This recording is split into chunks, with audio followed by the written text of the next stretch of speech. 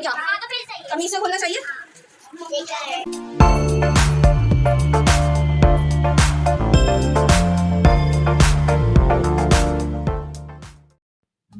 अस्सलाम वालेकुम everyone, welcome back with another vlog. तो जी जनाब, कैसे हैं आप सब लोग?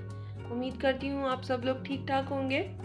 तो यहाँ पर मैं करने जा रही हूँ नाश्ता। और जैसे कि सबको पता है कि कराची में कितनी ज़्यादा गर्मी हो रही है, जिसकी वजह से आज हमने चाय को कर दिया है बाय बाय। और हम आज नाश्ते में ले रहे हैं ब्रेड और लस्सी। तो चले मैं जल्दी से नाश्ता करती हूँ। और हाँ, मैं यहाँ पर आप लोगों से कहना चाहूँगी कि मुझे मालूम है कि ब्लॉग्स में काफ़ी गैप आ गया है, पर अब मैं कोशिश करूँगी कंटिन्यूसली ही ब्लॉग्स जो हैं वो अपलोड कर सकूँ, क्योंकि आगे जो है बहुत मज़ा आने वाला है। हमारे कज़न की शादी आ रही है, जिसके लिए हमें बहुत सारी तैयारियाँ भी करनी है और बहुत फ़न भी करेंगे इंशाल्लाह। और यहाँ पर मैंने अपना नाश्ता जो है वो फिनिश कर लिया। यहाँ पर मैं बर्तन धोने आई थी और इसके बाद जो है हमें स्टार्ट करना था बहुत सारा काम, क्योंकि आज हमने अपने घर पे रखी है एक पार्टी और मैंने सोचा था पार्टी में कुछ डिफरेंट करूं। आप लोग समझ तो गए होंगे ये चीज़ें देखकर। जी हाँ, मैं बना रही हूँ हलीम। इससे पहले भी मैंने एक बार हलीम बनवाई है अपने कज़न के साथ, पर इस टाइम मैंने डिसाइड किया कि मैं अकेले ही बनाऊँगी। वैसे हलीम बनाना कोई इतना मुश्किल काम नहीं है। आप किसी भी परचून से जाके आराम से हलीम का सामान बोलें तो वो आपको बना के दे देते हैं कि 10 किलो से लेके 1 किलो तक की आपको वो सामान बना के दे देते हैं। हमने भी ऐसे ही किया। हमने अपनी मिकदार के मुताबिक उनसे सामान लिया, फिर घर लाके उसको साफ़ किया। और ये हमने 1-2 दिन पहले ही काम करके रख लिया था। और ये जो है मैं रात में तकरीबन 2:30 से 3 बजे के दरमियान जो है ना, तमाम अनाज को अच्छे से धोकर भिगो के रखा था और सुबह में हमने इसको बनाना स्टार्ट किया था। वैसे हलीम बनाने का मज़ा जो है वो रात में आता है, पर क्या करें, रात में हमारी जो है वो गैस नहीं होती। इस वजह से हमने रात में जो है तमाम अनाज को भिगो के रख दिया था। और हमने बहुत ज़्यादा देर भी नहीं भिगोया, क्योंकि गर्मी इतनी ज़्यादा हो रही है, कहीं ये अनाज जो है वो ख़राब ना हो जाए। बाज़ औक़ात हो जाता है इस तरह भी। और सुबह 7 बजे के करीब हमने जो है बाकी काम स्टार्ट कर दिया था। एक तरफ हमने जो है ये कोरमा चढ़ा दिया था, और कोरमे में हमने ना बड़ी बोटियाँ रखी थी, ताकि जब हम इसको घोटेंगे तो इसका रेशा बनना चाहिए। छोटी छोटी बोटियाँ होंगी ना तो वो उसका रेशा वाली हलीम नहीं बनेगी। तो इसलिए हमने इसकी बड़ी बोटियाँ रखी थी और गोश्त को काफ़ी देर तक पकाया था। गलने के बाद भी हमने काफ़ी देर तक इसको पकाया था, क्योंकि जितना सॉफ्ट गोश्त होगा उतना अच्छा और जल्दी घोटा लगाया जाएगा, वरना बहुत ज़्यादा मेहनत लगेगी उस पर। और यहाँ पर कोरमा जो था वो बस तैयार था। तो हमने दूसरी तरफ जो है अपनी अनाज और ये जो तमाम दालें भिगो के रखी हुई थी रात भर, हमने उसको चूल्हे पे चढ़ा दिया था। इसमें हमने बस कुछ तेज़ पत्ते डाले थे और थोड़ा गरम मसाला और लाल मिर्च, हल्दी और नमक वगैरह। अगर आप परचून से ये मसाले भी लेना चाहें तो आपको वो इजीली ये मसाले भी बना के दे देते हैं, कोरमा मसाला भी बना के दे देते हैं। पर हम लोग तो ज़्यादातर कोरमा घर में ही बनाते हैं, तो हमने अपने तरीके से ही कोरमा बनाया था। और बाकी सामान हमने जो है अनाज का हिसाब जो है वो हमको इतना ज़्यादा मालूम नहीं था, तो हमने वो परचून से हिसाब से के मुताबिक ले लिया था। यहाँ पर सुबह उठते ही ना हमने अनाज को चढ़ाया था, जिसमें बस ये सिंपल चीज़ें ही डाली थी और इसको गलने तक पकाना था हमने। ये चीज़ें अम्मी ने जो है मिक्स करके रख दी थी। हाँ, मैंने कहा था कि मैं बना रही हूँ, पर मैंने अम्मी से कहा आप डालो सामान और मैं वीडियो बना रही हूँ।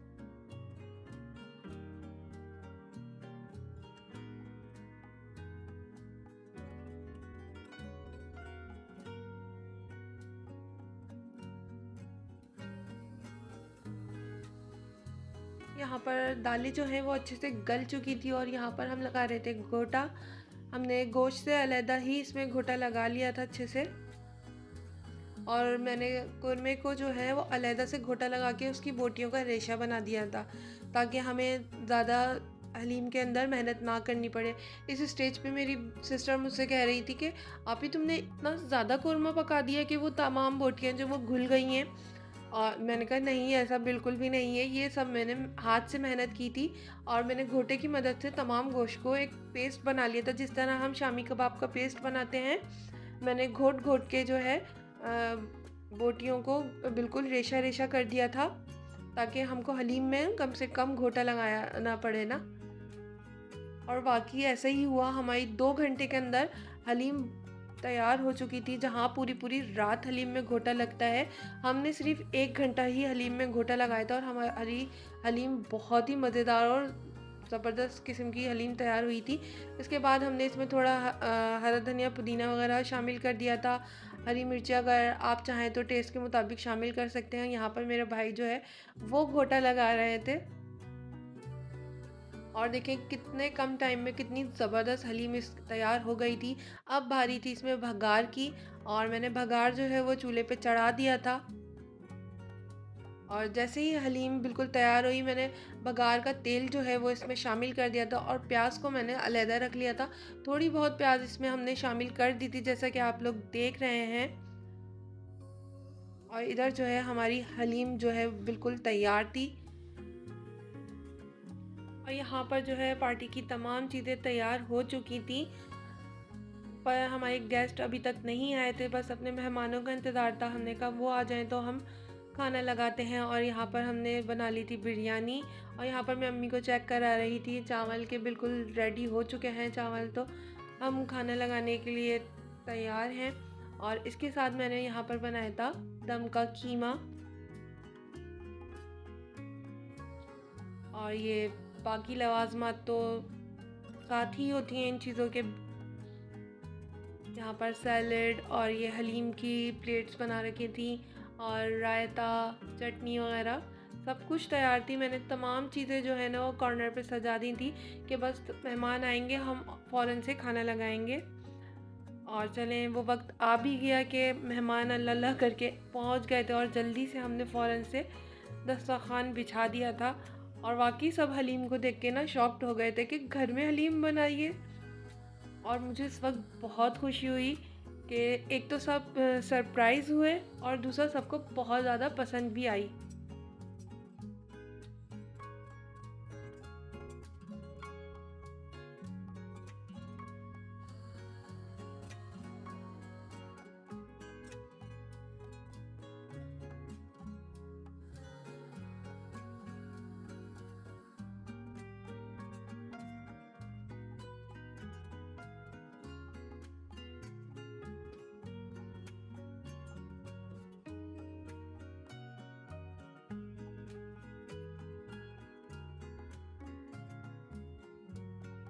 यहाँ पर हमने लेडीज़ का जो है वो अलग से अलहदा से दस्तरखान लगा दिया था और दूसरी तरफ हम लोग प्रिपरेशन कर रहे थे जेंट्स में दस्तरखान लगाने की।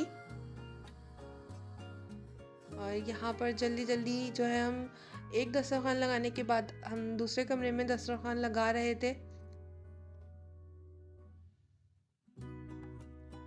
और खाने के बाद जो है ना हमने मीठे में रखी थी आइसक्रीम, क्योंकि गर्मियों में आइसक्रीम से ज़्यादा अच्छा मीठा कुछ भी नहीं लगता। और इसके बाद जो है थोड़ा सा हम लोगों ने फ़न किया और फिर उसके बाद हमने जो है वो चाय एंजॉय करी। जब तक चाय बन रही थी तो यहाँ हमने तमाम बच्चों को इकट्ठा किया। हमने कहा चलो एक गेम खेलते हैं।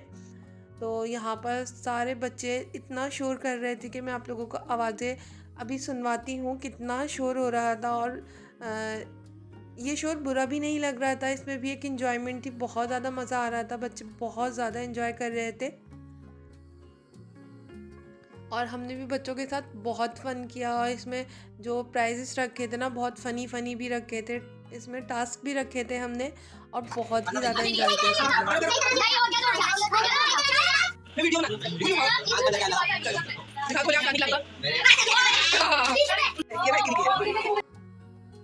और यहाँ पर मेरी भांजी विनिंग अपना प्राइजेस दिखा रही थी कि उन्होंने इस गेम में क्या क्या विन किया। और इसके बाद हम लोगों ने करी थी ओपनिंग गिफ्ट्स की, जो कि सब लोग हमारे यहाँ गिफ्ट्स लेकर आए थे। क्योंकि इस दफ़ा ना सबने कहा, हर दफ़ा हम लोग जब भी कहीं जाते हैं ना हम खाली हाथ नहीं जाते, कोई ना कोई मीठा या कुछ भी गिफ्ट लेके जाते हैं। तो इस दफ़ा सब लोग जो है हमारे लिए डिफरेंट गिफ्ट्स लाए थे। ये जो गिफ्ट ओपनिंग हो रही है ये हमारी एक कज़न लेकर आई थी और भी बाकी बहुत सारे गिफ्ट आए थे। तो चलें जहाँ पर हम कर रहे हैं गिफ्ट ओपनिंग। और आप लोगों से मैं कहूँगी कि जाने से पहले चैनल को सब्सक्राइब ज़रूर कर दीजिएगा। देखिए कितना खूबसूरत सा ये एक वॉल अरेंजमेंट का फ्रेम लेकर आई थी मेरी कज़न, और बहुत ही पसंद आया सबको। हमने फ़ौरन से जो है ये हैंग कर दिया था, क्योंकि इसको कहीं पे भी रखेंगे तो कोई बेहुरमती ना हो। और यहाँ पर जो है ये मेरी आनी लेकर आई थी मिरर्स, ये भी एक अरेंजमेंट के लिए ही लाई थी। और इसके साथ जो है मेरी कज़न लेकर आई थी ये ग्लासेस।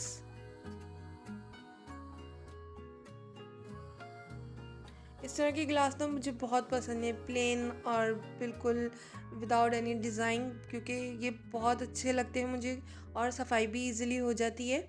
और इसके साथ जो है ना एक ये मग मुझे बहुत ज़्यादा पसंद आए थे, ये भी हमारी एक कज़न लेकर आई थी। ये मग मुझे उनके घर में बहुत पसंद आए थे, तो वो हमारे लिए भी सेम वैसे ही मग लेकर आई। कॉफ़ी मग है ये और बहुत ही खूबसूरत थे। और इसके साथ जो है हमारी आनी जो है ना वो एक और मग का सेट भी लेकर आई थी, जो कि अम्मी को बहुत ज़्यादा पसंद है, इस तरह के क्रिस्टल मग्स। तो यहाँ पर जो है मैं ब्लॉग को करूँगी एंड। तो आप लोगों से गुजारिश है दुआ में याद रखिएगा। अल्लाह हाफिज़।